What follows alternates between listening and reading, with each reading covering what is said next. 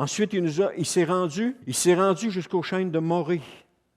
On voit la démarche d'Abraham dans le nouveau pays. Le chêne de Morée, ça signifie professeur. À un moment donné, quand on marche dans la vie chrétienne, on a besoin d'un professeur pour nous instruire dans la nouvelle vie. Et pour nous, ce professeur est le Saint-Esprit. C'est dans Jean 16, 13 à 14 qui nous dit « Quand l'Esprit de vérité sera venu, il vous conduira dans toute la vérité. » La vérité, c'est la parole de Dieu, tout entière, pas juste des portions, tout entière. Car il ne parlera pas de lui-même, mais tout ce qu'il aura entendu le dira, il vous annoncera les choses à venir.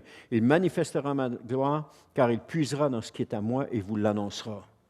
Il puisera dans ce qui est à moi, puis il vous l'enseignera. On peut le dire de même aussi si on veut. Il ne parlera pas de lui-même, il va vous dire tout ce qu'il a entendu. Un professeur n'enseigne pas quelque chose qui vient de lui-même. Il enseigne quelque chose qu'on lui a enseigné. Un professeur de français enseigne le français qu'on lui a enseigné.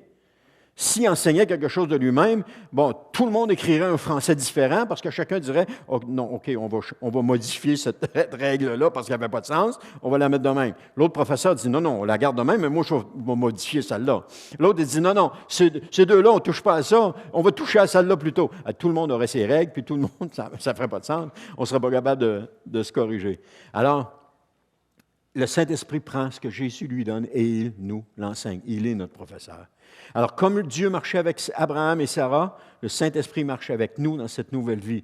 Puis comme comme Dieu enseignait Abraham et Sarah, il nous enseigne aussi par son Esprit qui est en nous.